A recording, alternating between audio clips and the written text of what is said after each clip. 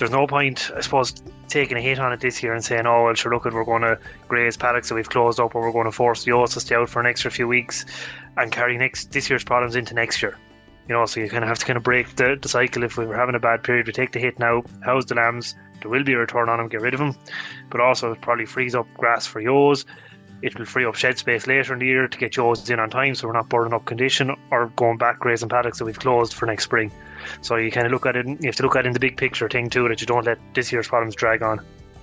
Hello, I'm Kieran Lynch and welcome to OviCast, the Teagasc Sheep podcast.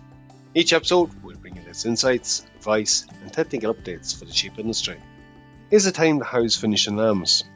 It's a question I posed to Teagasc Sheep duo Damian, Costello and Frank Campion in this week's episode. With challenging grazing conditions in recent weeks has put a lot of pressure on farms, both in terms of lamb performance, grass utilisation and supply. We discussed the option of housing remaining lambs to finish indoors, and in the conversation we discussed some of the key factors to consider at housing, the levels of performance can be attained, kill-out percentages, as well as the nutritional requirements and feed management. We start off, however, when we hear first from Frank and then Damian, just setting the scene of where we are at the moment with lambs on farms. Look at lamb performance. It's been a hard year on lamb performance, so we would have talked earlier on in the year how the weather around March and April kind of set the growth rates from birth up till 7 weeks back. We then saw a bit of, I suppose, a bounce back in the growth rates then from 7 to 14 weeks, and by the time we got to weaning, while things were still a little bit back, it wasn't as bad a picture as it could have been.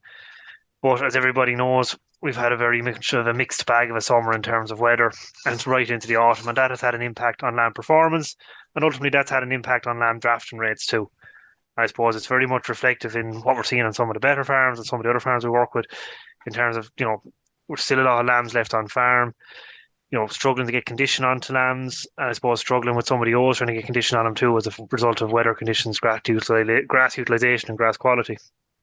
Again, I suppose it's about considering, I suppose, where the priority lies at the minute, and a lot of farms, in terms of grass supply, the ewes are the priority. Again, as Frank said there, with the lambs, in October-November period, typically you could expect lowland lambs to gain in the order of 115 grams per day. That would be in fairly good conditions on really good grass. That would translate to 0.8 kgs per week. There's very few lambs, as far as I can see, that are achieving anywhere near that. As somebody said recently, there's rain falling on their backs. What they're eating in terms of grass is very low dry matter. So they're eating, or they're consuming a lot of water, and their underfoot conditions are wet as well. So achieving any sort of gain on grass only is very, very difficult. Like the last couple of weeks have been challenging, and Frank, I might bring you just back on this one. Like a lot of farms would have took steps from September onwards to actually deal with the lamb performance. Supplement has gone in. There's a vast majority of farms out there have a lot of lambs very close to finish, but they're still not just there yet. Yeah, so look, as you said, Kieran, a lot of farms have taken action. I suppose some lads would have started with what we'd call finishing groups back in the summertime, where they'd have pulled off those heavier lambs. They'd been giving them up to kind of half a kilo a meal, and that would have been helped move lambs on, and they would have continued on doing that right up until the last couple of weeks. And there is a lot of lambs, you said, on the point of being finished. I suppose we're at the stage now where, because of grass utilisation, grass quality that's out there, and grass supplies disappearing rapidly, there's probably an argument at this stage that those lambs, particularly the ones that are near finish, need to be housed, from a point of view of just speeding up their gain, getting them up onto ad-lib meals and getting them gone quicker. And I think there's a lot of lads probably have done that the last couple of weeks, or are certainly on the point of doing it now. And it's realistically probably the best option, particularly for those heavier type lambs that are on farms. I just want to put this in context, because you both have touched on that issue. This is not for everyone, but for those that maybe have carried in more lambs into Ulm as a reflection of the year we had, are in that exact scenario where there's lambs close to finish, but like Damian, you touched on this as well, grazing conditions over the last couple of weeks, everything has not gone to plan, probably going through supplies quicker. Making that step of going inside, how do you weigh up that option and just assess it? Like I said, this isn't for everyone, but there is a good share of farms out there that probably need to take action now if they haven't done so already. No, it's not for everyone, Kieran, you're right. Like some farms, particularly some of the lower stocked farms, maybe some farms that are maybe not getting the same brunt of rain that others are and have drier ground, maybe they have the option that they can keep lambs out. But I suppose for those farms, particularly the higher stocked ones where supplies are dwindling quickly, and yours are mowing through grass, well, then this is an option for them. But each farm has to weigh that up and suit their system to make it work to suit their system. It's your facilities and stuff also have to be factored in at this stage too. So if you're going to house lambs to move them on, have you the space for them? Have you the right type of facilities for them? And if you want to start housing yours then in the coming weeks, how is that going to affect that? Are you going to have space for them too? But it's not for everybody. But for those who can or need to do it, well, then now is the time to do it. Okay, no, I think that's the couple last points you touched on is important. So weighing up the option, considering the relative finish time for these lambs as well is important. It is absolutely, Kieran, and as Frank said there, with grass supplies kind of appearing to be going quick, there is the chance that yours will be housed a little bit earlier. So, people need to, I suppose, to take stock of what facilities they have available to them on the farm in terms of putting in. Do they have suitable housing facilities to house these lambs, and can they get them out the gap in time to house yours if it's their main sheep housing they're using for this purpose. Okay. So that it is important for it's as Frank said it there. I mean, every farm just has to take stock. For some farmers, maybe offloading some lambs at stores maybe the option. So there's no two situations the same. Okay, look, some I think we'll get into in terms of how close to finish and the finish time. Let's look at it from the point of view if they've made the choice to house those lambs. So those lambs are still running around grazing grass that's not really putting on performance, maybe poaching some paddocks. That might be more useful to keep yours going on post-tipping. If we're looking at housing, what are a couple of key considerations? Damian, I might throw it to you first. When you're going to house lambs, what are a couple of things we need to consider just to get the best out of that practice? Yeah, maybe it's very easy to say it, certainly easier said than done, but trying to get those lambs into the shed, if you've made the decision, as you said, to house lambs, trying to get them in as dry as possible. If you house very wet sheep, excuse me, it takes a good number of days for them to dry out, and also it kind of can lead to sort of high levels of humidity in the shed. So in that situation, very important to be vigilant for cases of pneumonia. So if you can get them in as dry in the fleece as possible. I suppose the other thing, just in terms of the size of area you need and so on. In terms of floor space for lambs, it's obviously a good bit less than what you'd need for mature ewes, but 0.8 meters squared per lamb is the guideline for floor space. Ideally, we would sort of say to aim to have no more than 30 lambs per group in the shed. So if you have a pen of 25 or 30 lambs, that's ideal. But if you have that group of 30 lambs, they need a 24 meter squared of a pen space. Just in terms of feed space, then it's important as well. And this is particularly important when you're building them up to ad-lib meals. And I know Frank will talk a little bit more about that, but they need at least 30 centimeters or a foot per lamb of feed space when they're on truck feeding. You're building them up to ad-lib. And then this is also very useful to watch out for shy feeders or lambs that are not eating at that particular. Ventilation, as always with any animal housing, ventilation is very important. If it's a fairly well constructed designated sheep shed, it should be fine for ventilation. Obviously, you need adequate inlet and outlet ventilation to keep fresh air circulating through the building.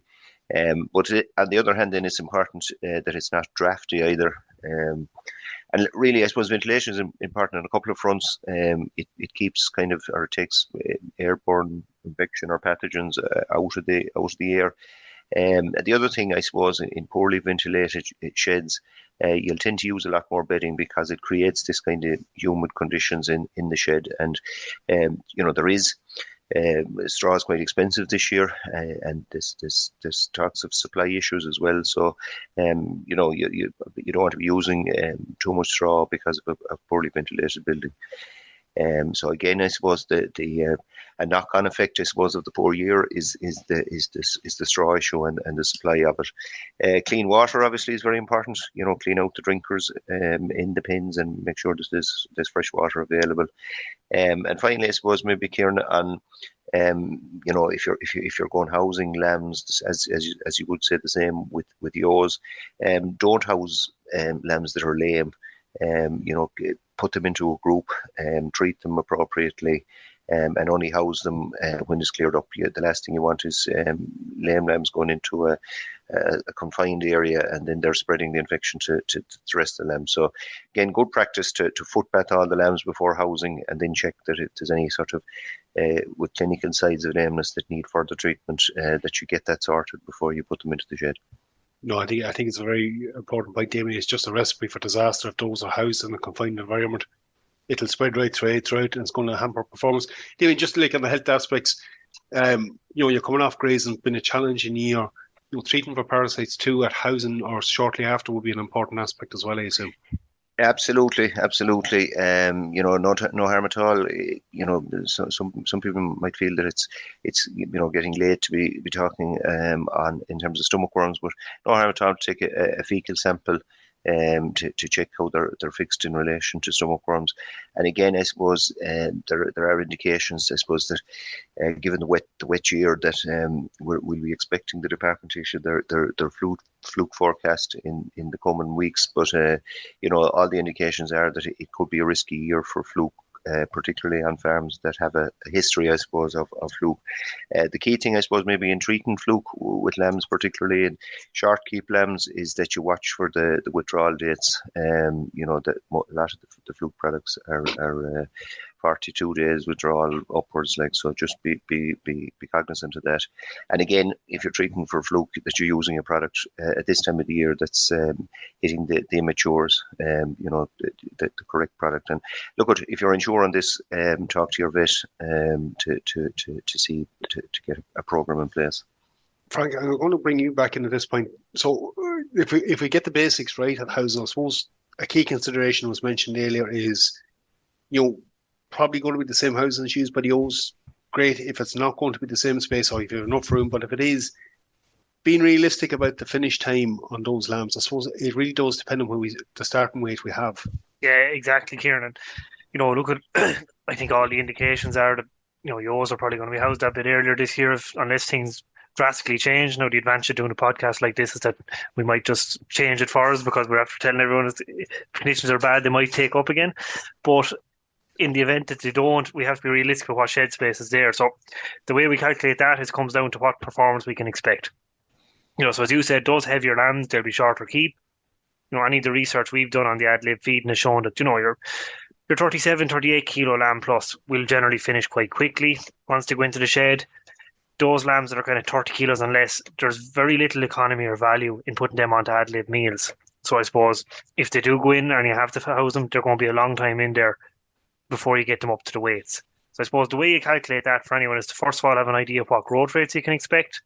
So I suppose when we've looked at the hill lambs over the years, what we've seen is that, the kind of purebred Scottish black-faced lamb, they'll do something around, around the 200 grams, 210, 220 maybe for good lambs on ad-lib concentrates once they're up at full feeding. Your crossbred type lamb, then your Texel cross lamb, they're going to do a bit more. They're going to do 250, 260 grams per day. And then some of your pure lowland lambs will probably do a little bit more on top of that. They could be up closer to 300 grams per head per day. Once they're up on full feeding, that is. That's not including your kind of acclimatization period.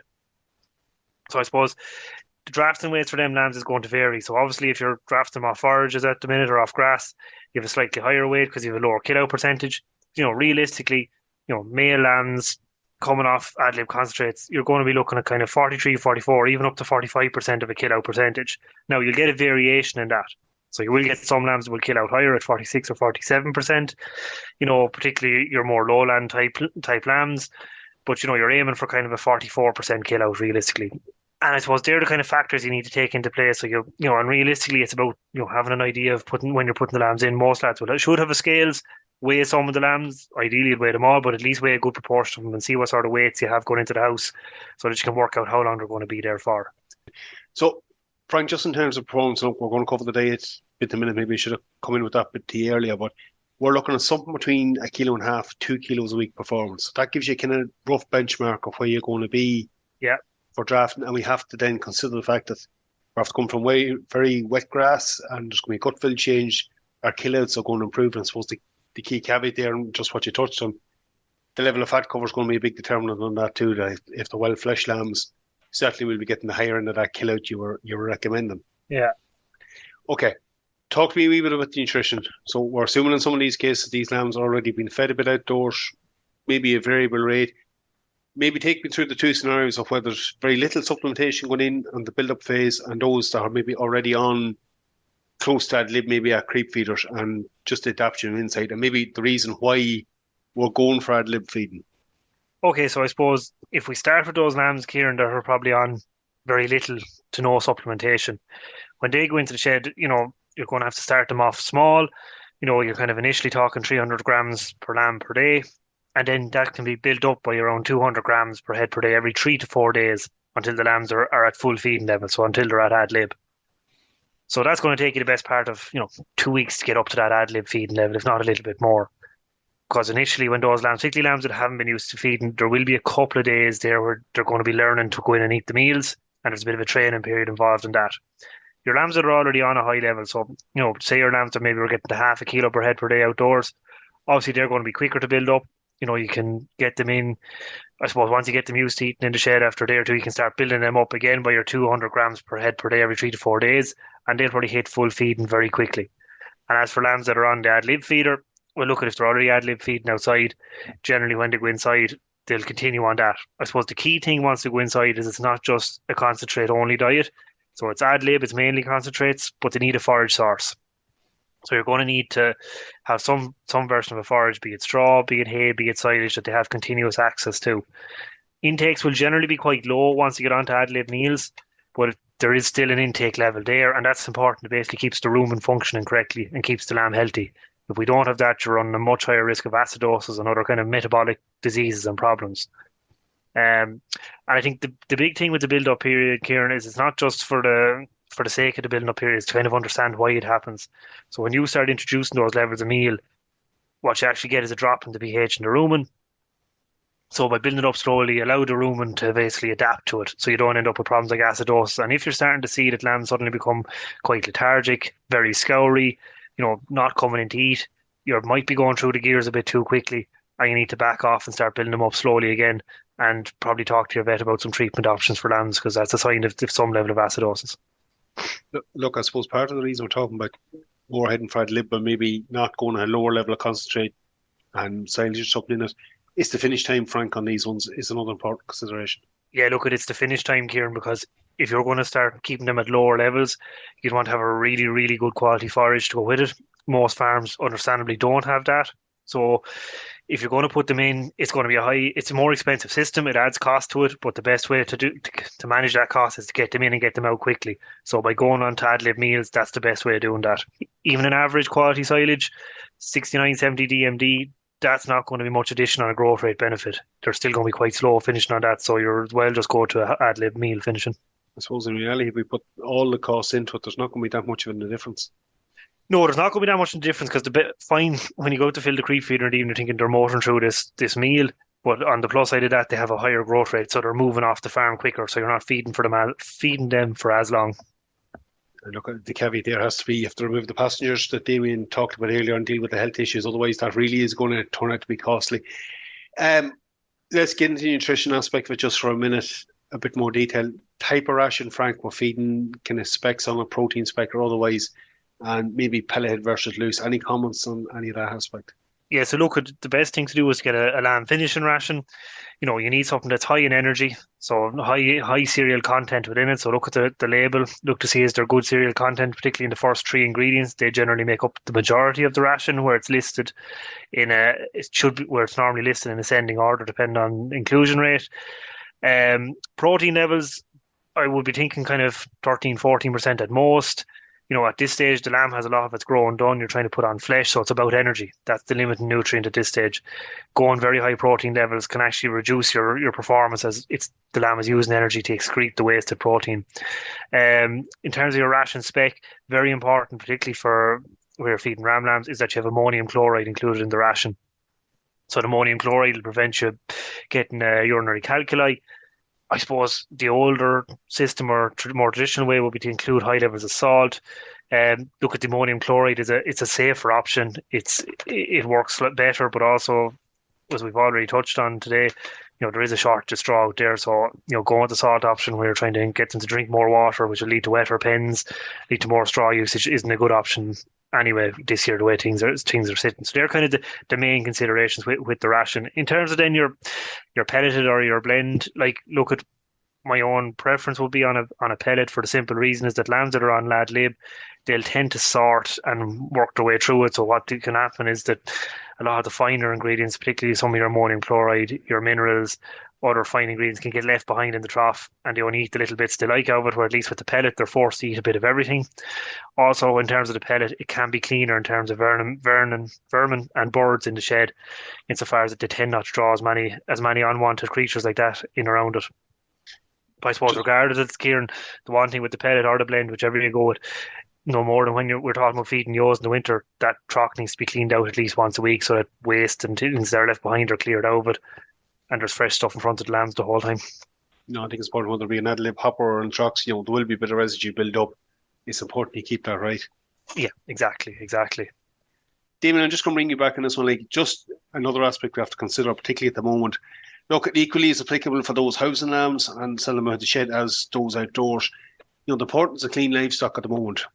I suppose in an indoor scenario, the wet fleece is going in, but particularly keeping that bedding clean, or if they're on slats, maybe shearing is an option in some cases. Or for those that are outdoors still and maybe going ad lib on hoppers. What are the couple of things they can do to keep lambs clean for? Yeah, it certainly is a challenge, and we spoke earlier on, I suppose, about getting lambs into the shed dry.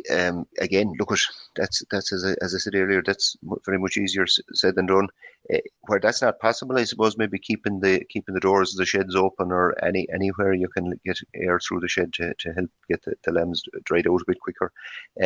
Probably you'll find in that particular period, if it's on straw, that the bed won't last as long if they're going in sort of wet. So again, looking from a clean livestock policy, from a straw bedded situation, first of all, I suppose have an adequate straw under them, and keeping the bed topped up is a huge help in terms of keeping lambs clean.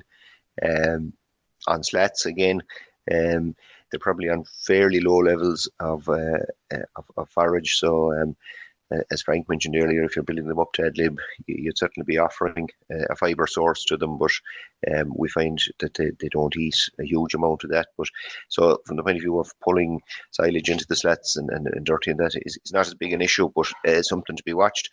We also mentioned, I suppose, again, about controlling parasites. The last thing you want is lambs that are scouring because of a fluke or a worm burden, and again, to bear in mind that you watch the withdrawals on the products you're using. You mentioned belly clipping there, Kieran. It's particularly useful, I suppose, for outdoor lambs, and we'd have a number of farms where they'd be utilising forage crops to finish lambs. Belly clipping them when they go onto the crop.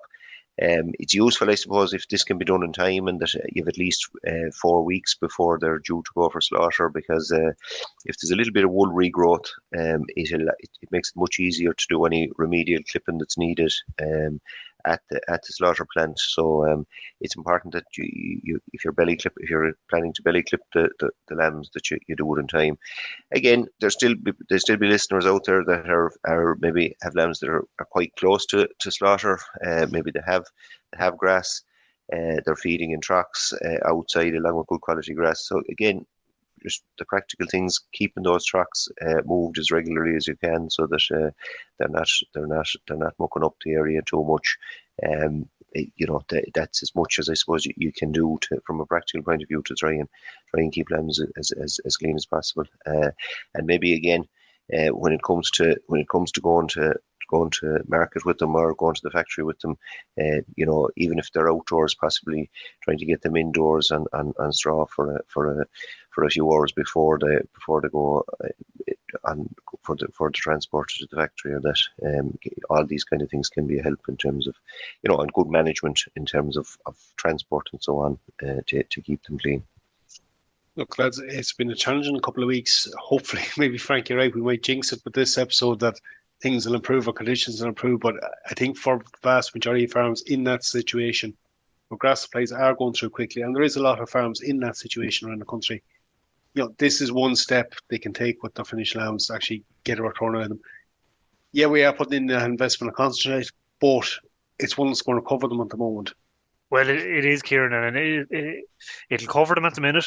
but it also paints into the bigger picture of the long term thing of it. So there's no point, I suppose, taking a hit on it this year and saying, oh, well, sure, look, we're going to graze paddocks that we've closed up, or we're going to force the oats to stay out for an extra few weeks and carry this year's problems into next year. So you kind of have to kind of break the cycle. If we were having a bad period, we take the hit now, house the lambs, there will be a return on them, get rid of them, but also it probably frees up grass for ewes. It will free up shed space later in the year to get ewes in on time, so we're not burning up condition or going back grazing paddocks that we've closed for next spring. So you kind of look at it, you have to look at it in the big picture thing too, that you don't let this year's problems drag on. So yeah, and the other side of it then, Kieran, is that, we don't just panic and start, leaving carcass behind us either. That, if we are sending lambs to the factory, that we're sending them finished, that they're in the right specs and we're getting the best return from them that we can. Yeah, just to follow on from Frank's point there, Kieran, I suppose there are cases, I suppose, maybe where maybe if you don't have the housing or whatever reason you want to get lambs moved on, there is always the store option even for forward store lambs. There is a bit of demand for them there at the minute. And the flip side, I suppose, as well, Frank mentioned maybe not, the important thing is really knowing the spec, knowing your kill out, as Frank outlined earlier on, and trying to maximise your carcass output. But the other side of that is it is an expensive system when you have these in on ad lib meals. So regular drafting is important. You don't want them, running over spec either. That you're ending up with too heavy carcasses and you're not getting paid for every kilo you're producing. So it is important to keep an eye on that and know your drafting weights and know your flesh cover. And keep an eye on that, because when they get going on that system, they will finish surprisingly quickly. So that's an important point, I think, as well. Yeah, particularly a wether lamb or a ewe lamb, if they're in that sort of system, it's amazing how quickly they can change and finish on it. Lads, it was good getting both of you on today, and it's timely. Hopefully we might see an improvement in conditions, and if not, it is one viable option to consider. Thanks to both of you. Thanks, Kieran. Thanks, Kieran. We'll finish the episode up there. It's been a difficult year. Certainly systems had to modify and change. Looking at the option of housing the remaining lambs on the farm to finish indoors might be one of those changes we just have to implement this year, given the grazing conditions we've seen in recent weeks. I think the two lads have highlighted some of the key factors to consider if you are going to look at that option for your own farm. That's it for me for this episode. For updates from our sheep programme, keep an eye on our Twitter page @JoggerSheep. I'm Kieran Lynch. Thanks for joining us. Don't forget to subscribe and follow us for more episodes.